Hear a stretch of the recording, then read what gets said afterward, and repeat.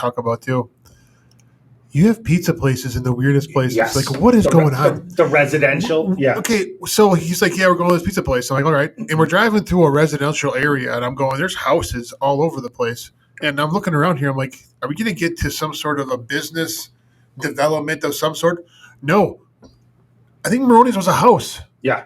In the middle of the block. Yeah. Like a block and a half down from a church. Yeah. Yeah. Unbelievable. And then when it just appeared, it was I couldn't believe that this was your pizza place. Well, and I told you the story, and it's no longer around, but a story that you had a tough time believing until you saw the way pizza places are. And I just remember the name. It was called Trips Park Pizza. Sure. And it was the pizza place with the guy with the nut huggers, no shirt. So Trips Park Pizza, I think it was on, and anybody from Scranton, correct me if I'm wrong, I think it was on Far Street, about 2 to maybe 3 blocks up from my parents' house. And it was in the middle of a residential street on Far Street, Trips Park Pizza. You'd walk in, the guy had baseball coaching shorts on from like the 70s that we all called nut huggers. Yep. I mean, basically, if they were any shorter, his nuts would be hanging out, and no shirt. And he was one of the hairiest Italians you knew. And he's in the first floor of a residential house with pizza ovens behind him, just pouring sweat. He's got like a bandana on and no t-shirt, just sweat everywhere and just hair. And you're like, yeah, can I get a tray of pepperoni and 2 planes to go? He's like, yeah, everything was to go in this place too. There's no tables or nothing. You know, they had where you're sitting, there's a recliner. Yeah, there's the one cooler to get your soda, maybe a rack of chips. But yeah, that was Trips Park Pizza. And not saying it was the best ever, but it was a good pizza. And it was 3 blocks from that. I mean, I could in high school, I used to walk there to get the pizza and then walk the pizza back to the house. But yeah, dude's in essentially a residential home that he threw pizza ovens in, got rid of all the furniture, and was like, yeah, I'm wearing nut huggers from the 70s, and I'm not going to wear a shirt. I'm not wearing a shirt. It's too hot. Yeah, it's too hot. I'm not wearing a shirt. And don't worry, I have a bandana on. It's just catching all the sweat. That's what I was going to say. I'd love to see, after talking to you about the health department, like I didn't even know there was a health department. I'd love to be a fly on the wall, like if the health department came in and him being like, hey, I got a bandana on. Forget about it. The sweat ain't going down. The sweat ain't going on the pizza. I got a bandana. It's running down. You're fine. It's going straight down. Look at the hair's all keeping it along the body. It's going straight down. You know, like, but that's the way. Like for me, it's funnier being around somebody like you because you're pointing it out to me. Right. Where like to me, when I went to college, like I looked at Trips Park Pizza like that was 100% normal. Yeah. There was no, that's like, weird. I never laughed at it one time. I never said, like, hey, that guy's not wearing a shirt. I was just like, I walked in, I was like, oh, it is hot in here. Like, I guess if I had to work 8 hours, I'd have my shirt off too. Like, I just looked at it like it was normal. I mean, and that, when I was a kid, that's when I truly started thinking, and I'm going to mention another place. We didn't go there, but when. You denied me another place? Like, seriously? Well, we ate a lot, but I got to save a little crumb for the second trip. But when it comes to cheesesteaks, so I know Philadelphia is known for cheesesteaks, but Pennsylvania, even down, like we talk about Florida a little bit, down to Florida, a lot of people retire. There's cheesesteak places. In Scranton, our cheesesteak place for my dad, we had 2. I'll tell you number 2 first, then we'll go to number 1. Number 2 was, I forget the name of it, but it was just, for anybody from Scranton listening, it was just southwest of the Kaiser Ave Expressway, I believe it's called. I don't know the name of the place, but they sold 3-foot-long cheesesteaks. Now, Joe, I'm telling you, I'm not saying, and we're not even getting in the Subway. I'm not going down that. I'm not saying 3 1-footers. I'm saying a bun that is 3 foot long. They cut it in half, fold it open, put the beef, the cheese, if you have peppers, mushrooms, onions, whatever you want on, everything's in 3 foot. They wrap it up, and it's like you're carrying it like this, sliding it into your car. Perfect. So me and my dad, when we were hungry, now granted, sad to say my dad has passed away. I need to be watching my weight. Maybe some of these places I should be upset about, not thriving and laughing about. Right. But they were delicious. I mean, you can't beat it. They were good. And on nights you were hungry, it was an awesome deal. And there were nights my dad looked at me. He's like, "You want to get 2 3-footers?" I was like, "I'll drive." My dad's like, "Here's the money." I'm like, F&A, let's do it. I agree. Get back, throw I can see that conversation. throw whatever you now want in on my it. head. Absolutely. I'd be gone. My dad would be looking up a movie. Me and my dad were like the same type of guy. Like, he's going to get the food. Let me get a movie lined up and get back. And whether it was like a Bad Boys or something, there was a good movie on, and you got 3 foot of a hoagie, That's a awesome. steak and cheese to eat. Now, the number one place, which I'm going to sort of parlay into back to Trips Park Pizza with the guy with no shirt, was White House. White House was in Southside, which in Scranton was considered a little bit more of a lower income, like somewhat of a little bit more of a rougher neighborhood. Okay. But there was this place, once again, it was a house in a residential neighborhood, and it happened to be white. So the name of the house, or the name of the business, was White House. Nice. And they made cheesesteaks. I've been in a couple barns in Wisconsin. I don't think I've seen as many flies in a barn in Wisconsin as I've seen in White House when I used to go get cheesesteaks. But with that being said, I've also probably never had as good a cheesesteak as I've had at White House. Do you think the flies contributed to the I taste don't know, of the but cheesesteak? I look at it like, you ever hear like the greasy spoon, and we think about like Mickey's? Yeah. And I'm not Mickey's in Madison. No disrespect, love it. Phenomenal. My number one breakfast Go place there if ever. you haven't ever been there. Ever. Passing through, Ever. stop by Mickey's Deli Ever. Bar. But when you look at Mickey's, is it the cleanest? Is it the newest, the freshest? No. That's the nostalgia. of it, though. Exactly. And I started looking and started like computing 2 + 2 is like some of these places, they might not be, it's hard to say, the cleanest or the nicest or whatever. How about we say up to code? Up to code. Okay, how's that? Up to code. Up to code. They might not be up to code, but they have freaking phenomenal food. Oh. And that was the deal with White House, which sort of carries over to Trip Park Pizza. It's like, we didn't give a shit if the guy wasn't wearing a shirt. Right. I mean, shit. Me and you talk about making homemade Italian stuff. I had my neighbor who's since passed away. He was an older gentleman, Sam Chira, next door to me on Dorothy Street. I used to make spaghetti and I forget what other type of pasta, but homemade pasta, spaghetti and stuff like that. We used to do it in his garage. He'd back his cars out. We'd make the pasta. You know what we used to? How about this? You know what we used to hang him on the horse on your horses. Saw horses. No, you know the wooden closing racks that you'd lift up off the ground and you'd hang like Towels. we used to hang towels or shirts blankets or whatever. or stuff, yeah. We used to hang pasta on it. Get out of here. We'd hang pasta on it. You'd wait till it started drying, then you'd cut it with scissors. And between me and you, like I never thought of this back in the day, Right. but today those were scissors out of the kitchen drawer. Like, I mean, they were cutting bags, they were cutting carrots, they were cutting grass, they were cutting whatever for the last 6 months. Now all of a sudden it's June, we're making pasta. My mom's like, go over with Sammy, make some spaghetti with them. I go over there, I'm working in the garage. It's like I'm child labor over there all day. I'm like cutting pasta, rolling pasta, doing this now. Did you have your shirt on, or are you? No, we had.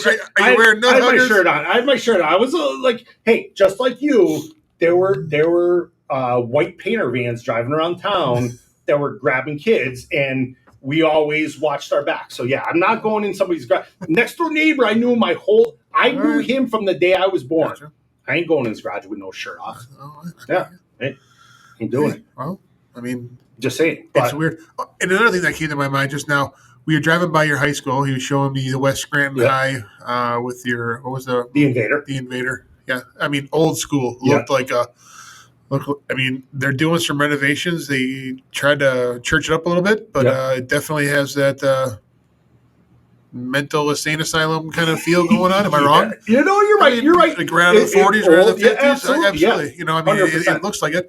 And then you're like, yeah, see that house right over the corner? I'm like, yeah, the gray one. He's like, yeah, that used to be one of my favorite deli places. At lunch, we'd walk down the road and go to the deli place. I'm like, it's a freaking house. It's a freaking standard house. And he's like, yeah, that would close down. And like every time we would drive somewhere, yeah, that used to be this. And I'm like, everything is a food place in the middle of a neighborhood. Yeah. Like, it's Well, unbelievable. and it's funny too, and I don't think I said these words out loud to you while we were in Scranton, when you were laughing and I'm laughing at you laughing about me saying about these places being residential and houses. I started thinking at night and I go, I don't know if we had a pizza place, a hoagie place, a deli, whatever, that wasn't in a house. Like there was no I don't know. Just when I was growing up in Scranton during late '80s to It's like mid '90s, there was no strip mall that had like a pizza place in it. That's weird. Like they were all houses. Uh-huh. So it'd be like, it'd be like wherever there's a mailbox, there's a pizza place next to Yeah, it. it's so weird. And we used to like have the mailbox. Was there at no the end of the zoning street. ordinances back? I don't know. Back then? Even today, Yeah, I don't 'cause- freaking know. Like 'cause- you as the business owner came back being like, is there no zoning? Is there no health code? Is there no this? And I'm just like, I don't know, Joe, but the food tastes good. Like, I don't know what to tell you. Food Like, was phenomenal. We ain't ratting anybody out, but yeah, No, it was I crazy. thought it was great.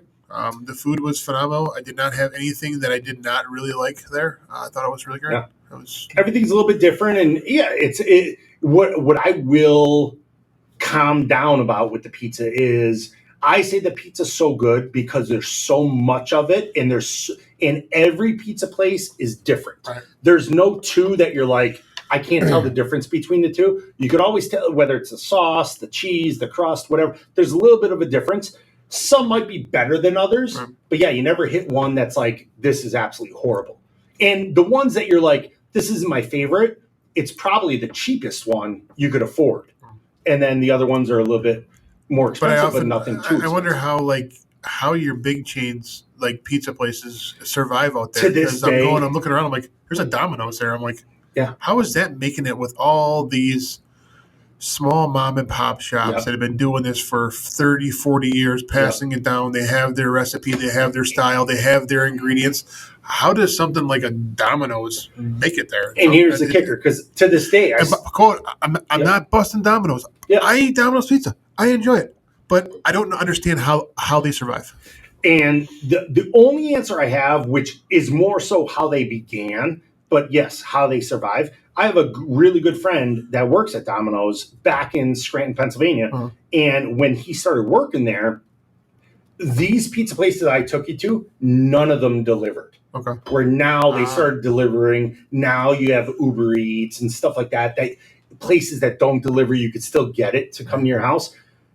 So I understand how those places started because of people being lazy, being like, oh, it's Friday night or Sunday night. I don't want to drive to get my pizza. I'll just order it. But today, where you could get any pizza over the phone, Right. why are you still ordering Domino's I- in Scranton? Blows my mind. I agree. That would be the last place I would go to, a big chain place, especially with all In the that town, qualities. yeah. Absolutely. Yeah. Especially in a place like Yeah. Scranton where the pizza was phenomenal. So, yeah, it was very good. Enjoyed it. Had a blast. Just really enjoyed the food. If I lived there, I'd be 700 pounds. Yeah. I'd be 700 pounds in 3 weeks. I don't think I would have survived if I lived there, if I stayed there. Right. If I went to college and went back there, ended college, right back there, I don't think I'd be here today. Yeah. Just too much good food, too hard to. You find me on my couch with a piece Yeah, of macaroni exactly, stuck in yeah. my face, Yeah. and that's how it go. And in a way, Put me in the coffin with a piece of Maronis in my mouth. Yeah, that's the way it would have been. but it was phenomenal. Well, before I get to Rocco, we already touched on Gianna with her softball, and I'm going to tell a quick story about Rocco. But before we get to that, we both had to. I've seen it before. You saw it for the first time. Tim Talinda, Laura Tylenol's husband, Yes. train set and war artifacts. I tell you what, I'm into history, and I mean, I don't have a fascination with trains, but as a kid, I had a train. Yeah. The amount of effort and attention to detail, and what he's done to his basement with this train, with these trains, with this whole setup, unfreaking believable. Yeah. There were no words to describe it, and it was. I couldn't believe it. And you mentioned it. Hey, he's in a train, and he's Trying to describe how big it is, and he's into World War II history, and I was like, okay, well, I can operate. I can relate to that. Yeah, absolutely. Yeah. Holy cow, that's a Yeah. different level. Yeah. The amount of detail that he has into his layout, his landscape it's just freaking. It's impressive. Yeah. It is. Yeah. And it's fun to see. It's fun to hear the stories behind it. Even Tim has even been a luxury to our family. He's done a lot of research on his family when it comes to history, and especially war history, where many families out east almost all the families out east had men in the military. Same with here. No disrespect here. I mean, your dad was in the military as well. But I think just out east, for some reason, it's like nobody I know out east didn't have a dad or grandpa in some sort of war. Mm-hmm. And he did a ton with our family, helping us research my dad's history in the military, just because he was so big on it. And I have one of those display cases, which was helpful from him to start it, to provide it to all of our family. So yeah, he knows his stuff. He's passionate about it. His knowledge of like, this was a patch from this theater of war, and I was like, like all the medals, the patches, top of his head, like not written everything down on, and he just. Hey Joe, what the heck does it mean when you say Cabin Coffee Altoona is a roastery? Are you making fun of the coffee or something? Come on now, Bill. Sounds to me like you've had one too many shots to the head. It means we're a roastery. We buy our beans green from all over the world and roast right here on site. It's the freshest coffee you can get. Is that why one place I used to go to tasted burnt and the other place tastes like brown flavored water? That's exactly why, Bill. So stop on down to 2922 Meadowlark Lane. Cabin Coffee Altoona. Just remember, folks, everything's better at the cabin. You know me, I'd be labeling everything. Every patch, I'd have a label. Absolutely. I'd have a clear back with the words. And I got to hold a weapon that I've always wanted to hold in my life. I got to hold a Tommy gun that he has. Yep. And that was the coolest thing I've ever done. Now they're going to get swatted because of you. Well, it was a replica, and it was amazing. No, but it was cool. It was awesome. Just a very cool experience, and I thought everything about him was like, I mean, his knowledge of everything was just top notch. And I was down in that basement for quite a while just listening to him because he knows so much about it. It's just fascinating to me. Absolutely. And that train setup, I mean, it's for inside a house, it's probably second to none. I've heard of and I've seen one that was larger that was in a warehouse when I was a kid, because Scranton does have. Oh shoot! Another. Don't quote me. I believe it's I think it's it's called the Train Historic Museum. Maybe it's the National. I'm not sure, but it has a train museum in Scranton. So there was a warehouse in Scranton that had a huge setup, probably the size of the conference room that we're doing the podcast in right now, if not bigger. But that was a warehouse. Right. This is their house in their basement. It's enormous. The intricacy, the lights, the sound, the people waving, the amount of time that it must have taken to assemble the detail. Thousands of hours. Yeah, you would think. You sure would think. There's no. Then all the other trains he has on the wall, like, because I know when my dad passed away, my dad had a Lionel train. Mm-hmm. My mom had, and I think my dad's parents bought him the train the year he was born. Oh, wow. So I think it was purchased in, put me to the records here. My mom's going to yell at me if I get it wrong. I think 1947, the Lionel train was bought. Then my mom, don't ask me what year she was born, and I won't say how old she is, but a few years later, her parents did the same thing. So there were two old trains that are on his wall amongst multiple. I think he's got like 40 different locomotives. So it's very impressive. It's very impressive. Very blows smoke, blows whistle. He has like oh my Lord. It's all computer. He can do like on like a iPad. He just has it all. People inside the train. I know when the lights are on. There's people in the cars like doing stuff. Something that I have never seen before. And correct me if I'm wrong, but wasn't it like a landscape of Scranton in the 50s? For the most part, Scranton. That's kind of what it was, and it was downtown very cool. Scranton. Yeah, very cool. And then we had Rocco. Rocco was a riot. Now, Rocco started off. Rocco Costa. Not Rocco Costa. Rocco number 2. Rocco Talinda, otherwise known as Tylenol. Started off a little quiet when he first saw us. Two big guys. He hadn't seen me in a while. And halfway through the trip, he loved us both. Sitting on the couch or sitting on the recliners with us, having a good time. But he told me right away, Uncle Billy, you have to get me El Toro Loco. And I go, what the hell? What the heck? What the hell is El Toro? I thought he wanted like a Mexican gangster. I thought he wanted a Four Loco. That's what I was thinking. I had no idea what he wanted. It's a Lego toy, a Lego truck, whatever. And it's a two in one pullback truck to off-roader car. That's officially what it is. I had no idea what it was. And he goes, and they're coming down to visit me when I go down after the house closes in Florida. They're coming down to see me.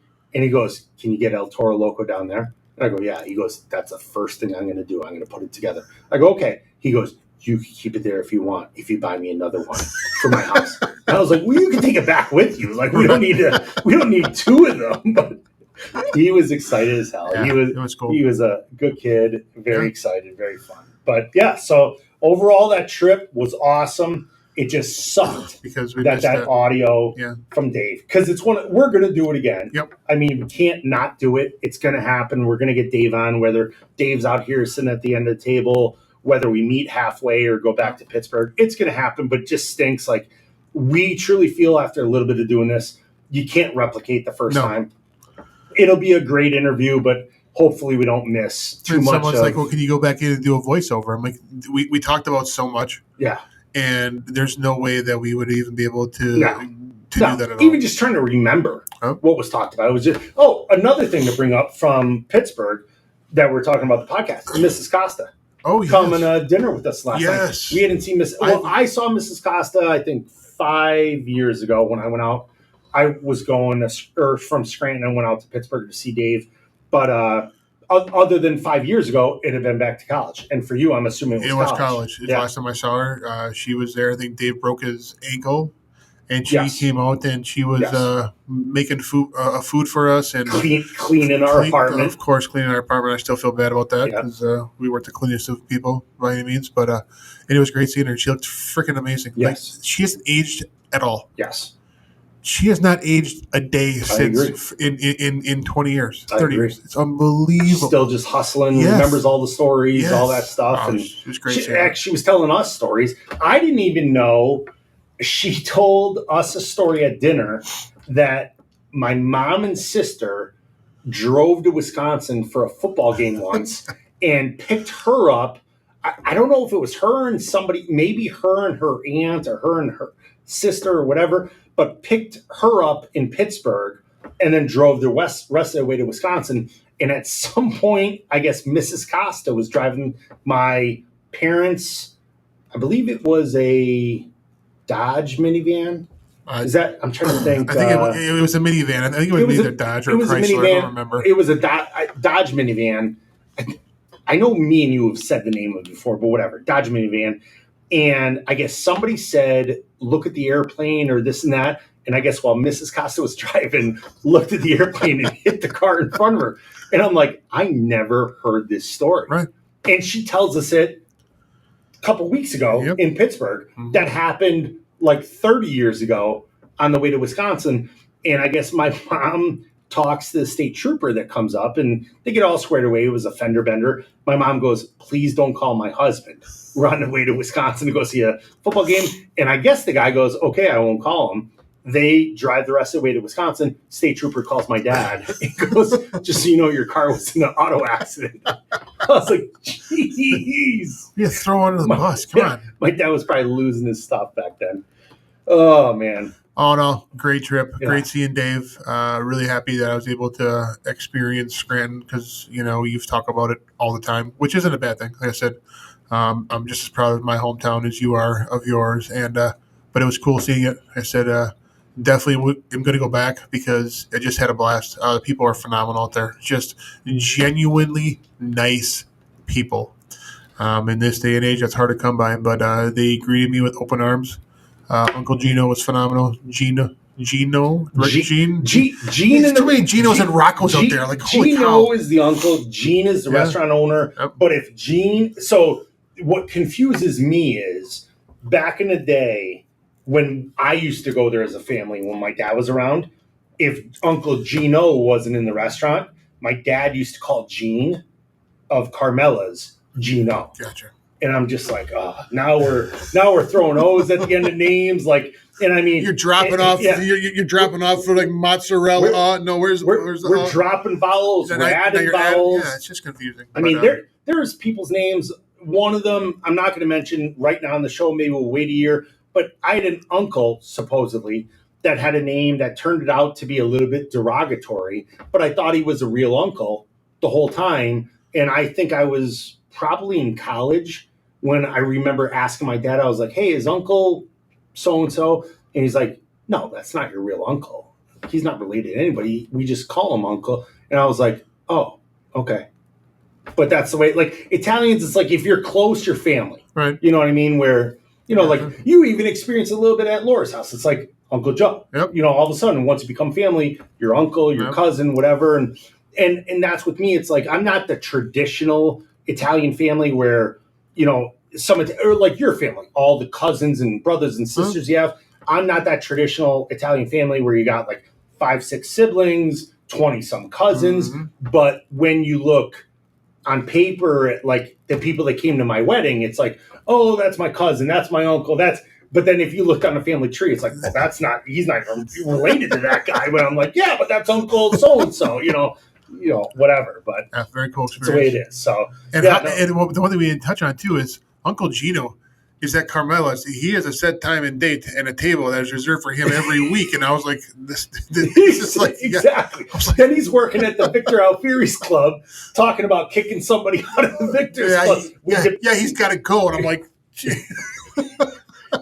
Joe's asking me if he's getting buried or just getting kicked out of the club type deal. How are we doing this? Joe offered do I need to help? Joe offered his services to show up in case we had to do security with Uncle Gino. Absolutely. But no, it worked out well. It was safe and sound. Oh, he was funny. He's a great guy. No. And I got the invite back, so I will take him up on that. That was huge. And you knew you dotted your I's and crossed your T's with that. Yep. You know, all I did was order sausage pizza that you said didn't exist in Scranton, Pennsylvania, and here we are. Now Bill Ferrario is eating sausage pizza when he goes back to Scranton. It does taste good. Just saying. All right, folks. I think, again, apologies for the lack of audio when it comes to Dave, but for us, it was a cool trip, being able to go down memory lane, and I appreciate the opportunity to go and check out your hometown. So it was very cool. And, you know, like, I want to say one thing, though, that you said about Scranton with, like, the nice people. That's the way I've always thought about Wisconsin. I've always just thought and my thing that I'll say about Scranton to you is I feel like, and I'm not trying to put down my hometown or put down the eastern side of America. I feel like you're saying that because I introduced you to good people. I almost feel like it's a little bit more rough or a little bit more rugged out east. But the people we were around were nice people. We're out here, and I'm not trying to like one up you with like your area is nicer than my area, but out here I just think everybody's just, and when I say everybody, it's the 95% of people. Like there's always the assholes out there, but the 95% of people out here, I was blown away when I came out here, and the reason I chose to raise my kids in Wisconsin was how nice Wisconsin is, how family oriented it is. And we always talk about the differences of, like, we were just at your parents' house talking about how you grew up at the park and you had your aunt here, your cousin there, whatever, everyone watching you as kids. That's the way we were with neighbors. Well, stuff changed in Scranton, and it's not that way anymore. There's a ton of nice people out there, but out here, it's just, there's not as many people thinking negative thoughts. Like, how could I get something off of that guy? Or how could I one up that person? Where that East Coast mentality is a lot like that, where just any opportunity somebody wants to try and take something as opposed to earn something. That's the way I felt a lot growing up. There are a ton of nice people, and we were raised by nice people growing up out east. But I just think it evolved a little, and I just want to throw a compliment back to Wisconsin. That's why my kids are being raised in Wisconsin, because this is such a nice area out here. All right. So that's Scranton. That's Pittsburgh. Yep. Hopefully we do come back and get Dave on the show. We will get him on the show. Not a hope. It's just when, where, how. You know, maybe it's meeting in Chicago. Maybe it's having him come out here maybe it's coming right to Cabin Coffee and just getting it done right here and having him on the spot. I know what I did mention is, so I mailed Dave some coffee. Oh, yeah. And my mother had... Oh, this is awesome. My mother saved a folder that was Dave Costa's for 30 years. It had some college papers in there that he had written, etc. And my mom held on to this, and she gave it to me a long time ago. And she said, if you ever see Dave, then you should give him this. And I was flipping through it because I forgot about it. Yeah. And then I remembered it for the trip. I actually located where it was because it was in my football stuff Yeah. in the basement in a bin, and I located it and I left it. I left it in Wisconsin when we left With the coffee. What's that? And With the the coffee. coffee. And We the coffee. we Forgot the forgot coffee coffee and the for freaking everybody. folder. Yeah. So I did mail that out to him, and I'm waiting to hear. He's traveling a little bit right now, so but when he gets back, Maybe that's a great opportunity for us in the near future to get him on the computer, because we are talking about in the Yep. future possibly doing computer stuff, maybe a Zoom part of Yep. the podcast just for when people are traveling or guests from out of state. Maybe that's a great opportunity to get Dave on the computer and let him be live to the audience. Let him hear his voice for the first time, because Absolutely. right now we only have an hour, 40-minute silent movie Yeah. of Dave. I still look good. I'm not going to lie to you. I mean, I looked amazing in that lighting. Oh my Lord. That lighting was awesome for all of The us. first time I'd go ever back we there. went back there, we looked at it like, and even when we were recording it, before we could even hear anything, we're like, this is the best lighting we've ever had. Yes. And then, I'm almost debating, because 217's doing so well right now, I'm almost debating us as a company purchasing Dave's house just for recording. And we just go to Pittsburgh whenever we want to record. we just fly out And we're there. recording in his Pittsburgh. Yeah, Or absolutely. in his kitchen. Yeah. Fly to Pittsburgh, drive to Pittsburgh, whatever. It's 11 quick hours. 11 Drive out quick there, hours. record a couple shows, drive back. But yes, lighting was unbelievable. All right, folks, we're going to wrap this one up. Thanks for joining. Thanks for listening to us. Again, 217 South Mills, brought to you by Cabin Coffee in Altoona, Wisconsin. And Pizza Del Rey. And no disrespect to Pizza Del Rey. They have good pizza. They have the best pizza around. It's just The best different. pizza around. Yeah, It's different different. pizza outies. Different. Different outies. So Different I'll give you outies. that. So, Yep. And with that being said, I know we're about to move on to the next topic, but really quick, most people in Wisconsin would probably not appreciate the East Coast pizza, and East Coast people don't appreciate Right. the Midwest. So it's just the pizza's made for the people living there, and that's why they enjoy it, and that's why like people like us, we have traveled, and I'm from out there. You and I both travel with football. We've experienced a lot of stuff. We could see the positives in both. But yeah, for Wisconsin, Pizza Del Rey is number one to me, it was hands good. down. Very Now, if I good. go to Pennsylvania, we got to fight a little. Yeah. But in Wisconsin, my back is in front of Pizza Del Rey. I'm fighting for Pizza Del Rey all day long. And for somebody who does not like thin crust pizza, Yes. Yeah. I agree. I said, I hey, agree. we Yep. got to try this. Yep. You got to figure this out. Yep. And it's Yeah. good. I 100% agree. All right. All right. Well, with that being said, we're going to wrap up the Pennsylvania deal and move on to the next one. Absolutely. Let's go.